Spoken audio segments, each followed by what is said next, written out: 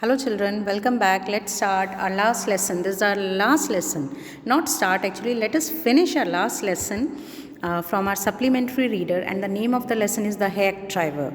This is the last lesson from this book, and one more lesson is left from the other book. So let's start. This story is written by very interesting, very humorous, funny story. You are going to really enjoy this story. You will like it. This is written by Sinclair Lewis. Okay. So let's start our story without wasting much time. A young lawyer comes to a village to serve sermons on Oliver Lutkin. Young lawyer comes to a village. He has to deliver or to pass on the summons which are sent from the court to the person named Oliver Lutkins. A friendly hack driver takes him round. He got a hack driver.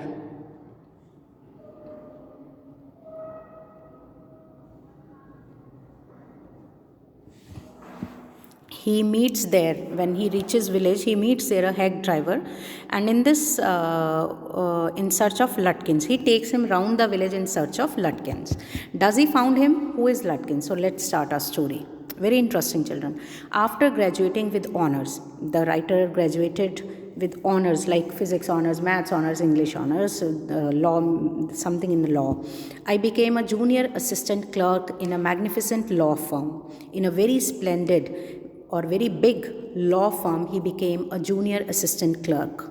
I was sent not to prepare legal briefs. He was sent not for the legal purposes but to serve the summons like a cheap private detective. He was sent by the company. His job was to serve the summons to the people. His company sent him here and there. He was not handling the legal affairs. I had to go to the dirty and shadowy corners of the city to seek out my victims. He had to go here and there in the city, which places were not good looking, which places were shabby, dirty. He had to go everywhere to serve the summons in search of his victims. Some of the larger and more self-confident eyes even beat me up. Sometimes people, because of the summons, he had to deal with different kinds of people. Some people even gave him good. I hated this unpleasant work. He did not like this work. And the side of the city life it revealed. And the side of the city life it revealed to me. He did not like the city life, this city life which he was seeing while serving the summons. I even considered fleeing to my hometown. Sometimes he had the thought to leave the job and go to his own hometown where I could have been a real lawyer right away without going through this unpleasant training period. He thought of fleeing to his hometown where he could directly start his practice without doing this training period job work. So I rejoiced one day when they sent me out 40 miles in the country to a town called Newmalin. One day, the narrator was sent. He was happy. He was overjoyed because he was sent 40 miles away from the city, and it was a town called Newmalin, to serve the summon on a man called Oliver Lutkin. He was sent to serve the summon to a man whose name was Oliver Lutkin. We needed this man as a witness in a law case, and he had ignored all our letters. The company made him understood that he has to go and contact this person. This person is their main witness in a law case. When I got to Newmalin, my eager expectations of a sweet and simple country village were severely disappointed. He was heading, he was having an image of this place in his mind, but the image which he had in his mind and when he actually sees it, these were contrasted, were just opposite to each other. Its streets were rivers of mud. There were muds all around the street with the rows of wooden shops. There were shops which were made up of wood, either painted a sour brown, dark brown color was painted, or bare of any paint at all, or and somewhere there was no paint at all. The only agreeable sight about the place was the delivery man at a station. Only the sight which he was okay with in this town was to see a delivery man. He was about 40, red faced, cheerful, and thick about the middle. He was plumpy in the middle, and he was about 40 years old, and his face was red. His working clothes were dirty and well worn. The clothes which the man was wearing, delivery man was wearing, those were worn and torn out clothes. And he had a friendly manner, but his nature was friendly. You felt at once that he liked people. You can make out by seeing him that person liked people. I told him to find a man named Oliver Lutkin. He was a hack driver. Actually, delivery man means the man with a tonga or a hack who can take the people around the village. So narrator told him that he wants to find a man whose name is Oliver Lutkin. Lutkins? The delivery man said, Lutkins? I saw him around here about an hour ago. He said he was here only at the station 1 hour ago. Hard fellow to catch though. He said it's very difficult to find him. Always up to something or the other. He's always doing something or the other thing. Very difficult to catch that person. He is probably trying to start up a poker game in the back of Fitz's shop. Hack driver told him that Lutkin must have gone to play a game of poker at the backside of the Fritz shop. I'll tell you, boy. Is there any hurry about locating Lutkins? He said, okay, fine. Is there any hurry? Yes, I want to catch the afternoon train back to the city. He said, yes, I am in a hurry. He's now telling him the story. Why does he want to meet that person? I was very important and secret about it. He said, yes, it's quite important and secret. There is a secret behind it why I want to meet him. I'll tell you what. The narrator said, okay, I'll tell you what it is. I have got a hack. I will get it out, and when we can drive around together and find Lutkins, I know most of the places he hangs. Now I will tell you what. Now the delivery man said, okay, fine, I have a hack. Hack means carriage. I will get it out. मैं इसको निकालता हूँ बाहर, and we can drive around together in the whole village and we can find him. He said, okay, I will drive it. We will both go and find this man. He was so open and friendly that I glowed with the warmth of his affection. Narrator said he liked the person so much that he was happy to see his affection. I knew, of course, that he wanted the business, but this kindness was real. Narrator said, I know he want to do the business because he want to make the money from him, but the way he was behaving, it was quite good and he liked him very much. I was glad the fair money would go to this good fellow. He was happy that this money will not go in wrong hands. This good man will get the money. I managed to bargain down to $2 an hour. Now he was ready. Narrator was ready to pay $2 for an hour to this hack driver, and then brought from his house nearly a sort of large black box on wheels. Now he brought a large black carriage from his house.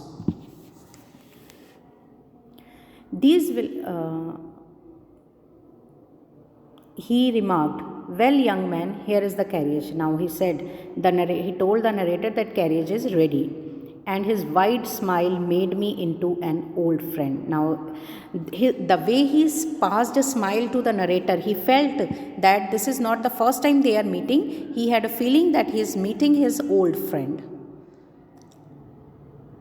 These villagers are so ready to help a stranger, and said that villagers are always ready to help a stranger. He had already made it his own task to find Oliver Lutkin for me. Narrator was telling himself as if this hack driver is helping him in such a way that the narrator is feeling that this is not his job to find Lutkin, but instead the hack driver has taken it as his own work. He said, I do not want to interfere, young fellow, but my guess is that you want to collect some money from Lutkins.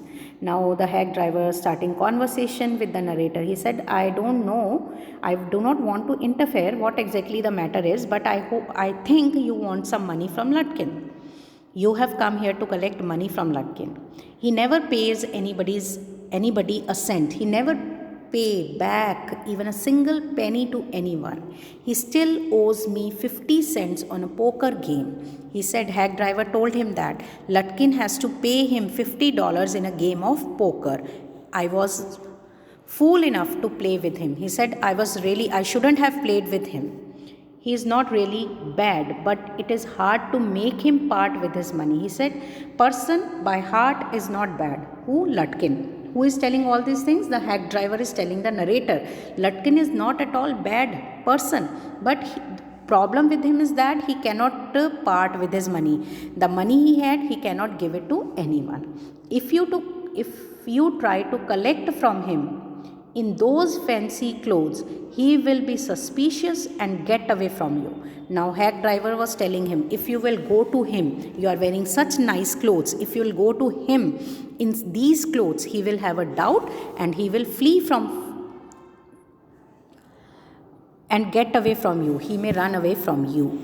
If you want, I will go into Fritz and ask for him, and you can keep out of sight behind me. He said, okay, fine. If you want, I can help you. I can go into the shop, Fritz shop. I will go and ask for Lutkin over there, and you can remain behind me. You can remain hidden behind me. I loved him for this. Narrator said he liked the hack driver. By myself, I might never have found Lutkin. He said, if I would have tried alone to find Lutkins, it would have been impossible for me to find him. Because of the help of this hack driver, he was sure to find Lutkins. With the hack driver's knowing help, I was sure of getting my man. Getting my man means he was sure to find Lutkins. I took him into my confidence and told him that I wanted to serve the summons on Lutkin. Now, as he had become friendly with him and now he was ready to tell his secret. Earlier he told that it was a secret, but now he was ready to share his secret with this man, reveal his secret with this man. He said, actually, I have come here to serve a summon on Lutkins. That the man had refused to be a witness. Actually, the problem is that the narrator is telling the hack driver that Lutkin has refused to be a witness. When his information would have quickly settled our case. At this moment, he has refused to be our witness when our case needs him and would have settled it within no time. The driver listened earnestly. He was listening very carefully. At the end, he hit me on the shoulder and laughed. Well, we'll give Brother Lutkins a little surprise. He said, okay, fine. Let's find him. We'll give him a surprise. Let's start, driver. Now, narrator said to start. Most folks around here call me Bill or Magnuson. Hack driver told him that most of the people in this village call him as Bill or Magnuson. My business is called William Magnuson Fancy Carting and Hacking, and the name of his business company was William Magnuson Fancy Carting and Hacking. All right, Bill, shall we proceed to Fritz? Now narrator said, okay, fine, Bill. Now let's go to Fritz. Yes, Lutkin is just as likely to be there as anywhere, he said. Now hack driver answered, yes, I'm sure he would be there only. Plays a lot of poker. He plays a lot of poker. He is good at deceiving people. He is very good at making fool or cheating people. Bill seemed to admire Lutkin's talent for dishonesty. Narrator felt that Bill really appreciated the talent of deceiving people. Whose talent? Lutkin's talent. I felt that if he had been a policeman, he would have caught Lutkins respectfully and jailed him with regret. Narrator felt that if hack driver would have been a police officer, he surely would have caught him, but he would have been regretting for doing so.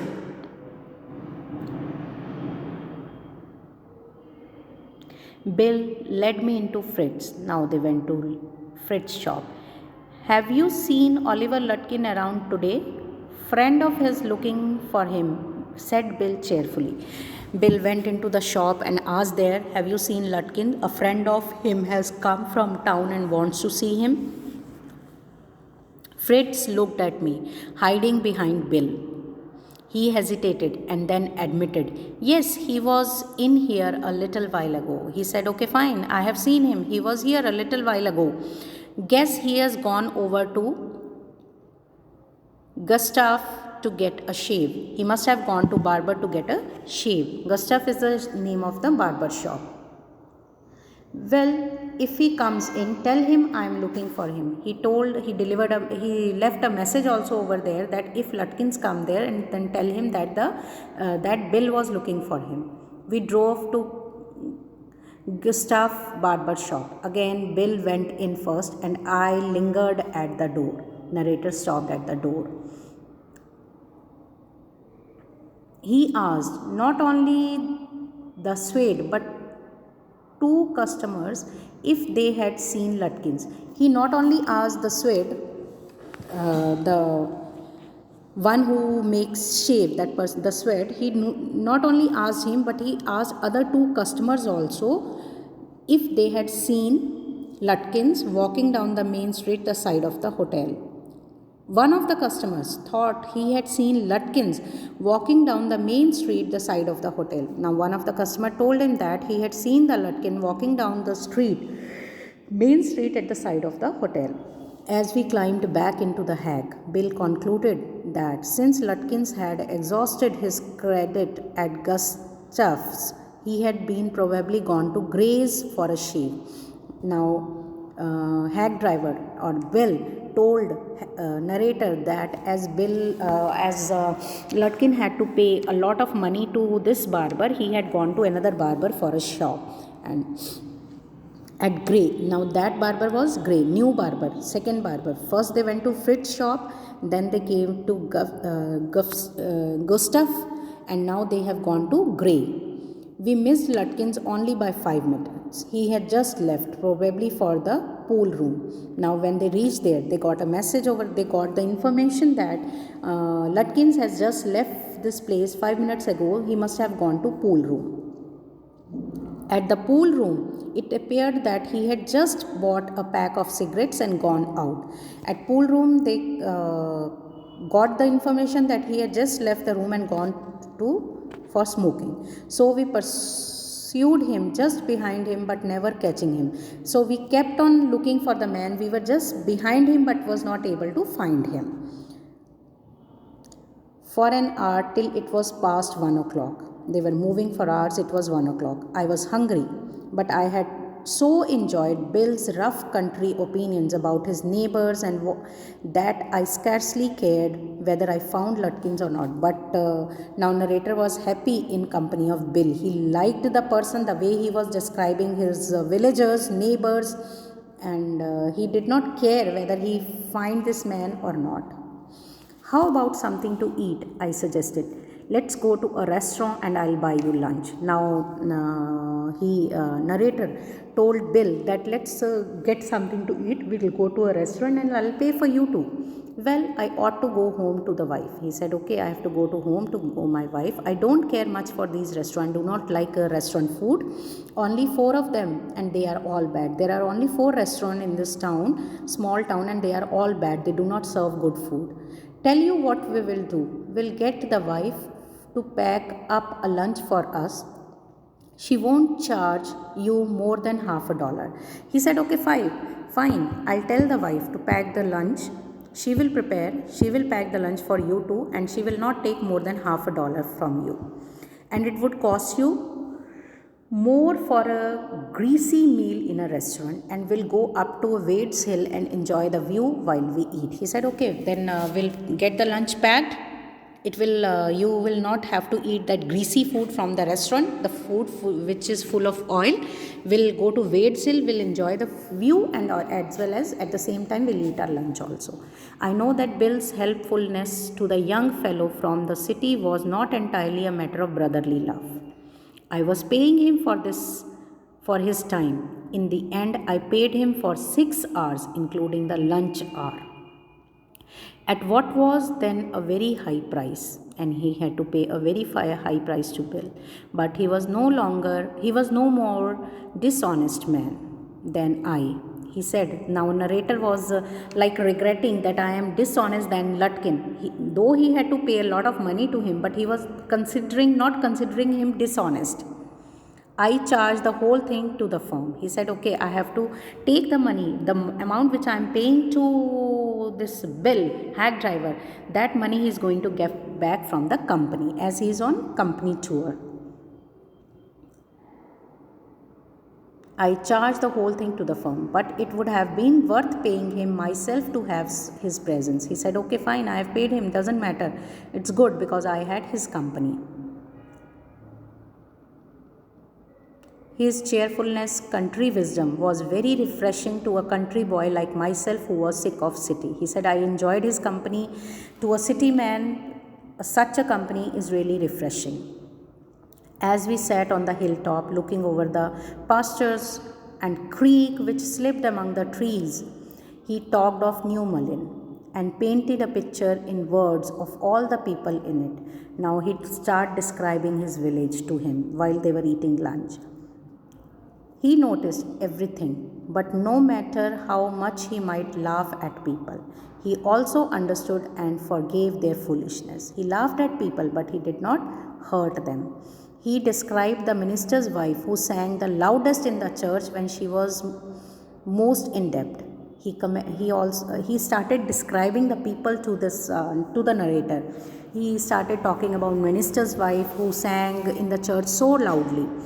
He commented on the boys who came back from college in fancy clothes. He told about the lawyer whose wife could never succeed in getting him to put on both a collar and a tie on the same day. He made them all live. The way he was describing the characters, they all became alive in front of narrator. He was enjoying his conversation, his discussion, all these things. The way he was describing, Painting means describing or bringing the people to life. One day I came to know Newmullen better than I did the city and to love it better. He said the way he was describing it, I was sure that I will know Newmullen better than the city in which I live. Bill didn't know about the colleges and the cities, but he had traveled around a lot of country and he had a lot of jobs, done a lot of jobs. From his adventures, he had brought back a philosophy of simplicity and laughter. He had not gone to colleges, he had not studied much, but from the experience, from his traveling, he had learned a lot. He strengthened me, he made me strong. We left the peaceful scene of meadows and woods and resumed our search of Oliver Lutkin. Once again, they started looking for Lutkins. We could not find him. At last, Bill cornered a friend of Lutkin's and made him admit what he guessed. Oliver's gone out to his mother's farm 3 miles north. Now, finally, he caught a friend of Lutkin and came to know that Lutkin has gone to his mother's farm, which was 3 miles from here towards north. We drove out there laying plans. They went there in the carriage and they were making the plans. I know Oliver's mother, she is a terror. Now, hack driver or the Bill was describing Oliver's mother. He said, she is just like a terrible woman, Bill sighed. I took a trunk out there for once and she almost took my skin off because I did not treat it like a box of eggs. He said once I had taken a box to her house and she gave me good. She had beaten him so badly because he had not treated the box as if a box of eggs. She is about 9 feet tall and 4 feet thick and quick as a cat. See the description given by him about Lutkin's mother. And she sure can talk and she can Talk means shout. I will bet Oliver heard that somebody is chasing him and he has gone on there to hide behind his mother's skirt. He said, okay, fine. I think somebody has given him the message that you have come to look for him. That is why he has gone to his mother's farm. Well, we will try her. But you would better let me do it, boy. You may be great at literature and law, but you haven't had real training in swearing. He said, okay, let me handle this. We drove into the poor farmyard. We were faced by an enormous and cheerful old woman. My guide bravely went up to her and said, remember me? I am Bill Magnuson, the carter and the hackman. I want to find your young son Oliver. Now mother replied, I do not know anything about Oliver and I do not want to, she shouted. Now look here, we have had just about enough nonsense. Hack driver said, okay, fine, it's enough, what you are telling me. This young man represents a court in the city and we have a legal right to search all properties for this Oliver Lutkins. He said, we have a legal right now to search, to look into your house, to look for this man. Bill made me sound very important and the woman was impressed. She retired into the kitchen and we followed. She seized an iron from the old-fashioned stove. She got a iron, seek, एक लंबी सी seek she brought in her hand from a stove from the kitchen and shouting, you search all you want to, if you don't mind getting burnt first. She said, okay, I'm going to burn you. You search first, I will burn you, then only you can. She shouted and laughed at our frightened retreat. She shouted and laughed the way we were behaving. Who were behaving? Narrator and Bill. Let's get out of here. She will murder us, Bill whispered. Outside, he said. Did you see her smile? She was laughing at us. I agreed that it was pretty disrespectful treatment. We did, however, search the house. Though they came out, but still they looked into the house. How? Let's see. Since it was only 1 story high, Bill went round it, peering it in at all the windows. He looked through all the windows. We examined the barn and the stable. Barn means where they keep cow fodder. And the stable. We were reasonably certain that Lutkins was not there. Now they came to know Lutkin was not there. It was nearly time for me to catch the afternoon train and Bill drove me to the station. Now Bill brought him back to the station. On the way to the city, I worried very little over my failure to find Lutkins. I was too busy thinking about Bill Magnuson. Really, I considered returning to Newmullen to practice law. He was so touched by the company, so enjoyed the company of Bill that he was ready to leave the city and come back to Newmullen for his practice. If I had found Bill so deep and richly human, might I not grow to love Fritz and Gavston and 100 other slow-spoken, simple, wise neighbors? He said, if I have not found this man, how would I have come to know about all these persons? I pictured an honest, happy life beyond the strict limit of universities and law firm. He was able to find the happy life over there. I was excited. I had found a treasure. I had discovered a new way of life. But I did not think much about Lutkins. Office did. I found them all upset. Next morning, the case was coming up in the court and they had to have Lutkin. I was shameful, useless fool. That morning, my promising legal career almost came to an end before it had begun. Now, as their company had to present Lutkin as a witness, but he had no information about him, so his career was about to end. The chief almost murdered me. He hinted that I might do well at digging ditches. He said he has to work really hard for this firm. I was ordered back to Newmullen. He was sent back to Newmullen, and with me went a man who had worked with Lutkins. This time they sent another man with him who had already worked with Lutkins. I was rather sorry because it would prevent my loafing all over again with Bill. He was not feeling happy because it would prevent him going with hack driver around the village because he was in the company of another man who knew Lutkin. When the train arrived at New Merlin, Bill was on the station platform. Bill was already there as he was a carriage hacker near his cart. Strangely enough, the old tigress, Lutkin's mother, was there talking, laughing with Bill, not quarreling at all. He was strange to see Bill's mother talking to Bill. Lutkin's mother talking to Bill over there. She was not at all fighting, laughing. From the train step, I pointed Bill out to my companion and said, "There is a fine fellow, a real man. I spent the day with him. He helped you hunt for Oliver Lutkin." The companion who had come with the lawyer narrator, he said, "This was the man who helped you to find Lutkin?" "Yes, he helped me a lot." Narrator answered, "Yes, he must have. He is Lutkin himself." The man who was accompanying the narrator, he told, "Yes, he must have helped you because he is Lutkin." What really hurt me was that when I served the summons, Lutkins and his mother laughed at me, though I was a bright boy of 7. With loving kindness, they begged me to go with them to a neighbor's house for a cup of coffee. See, the most hurting thing for the narrator was that the way they took the summon from him and they asked him to go to their neighbor's house for a cup of coffee. Why they wanted him to go to their neighbor's house for a cup of coffee? Because the previous day their neighbor was not able to see the narrator. "I told them about you and they are anxious to look at you," they said, as if he is a joker, said Lutkins joyfully. "They are about the only folks in the town that missed seeing you yesterday."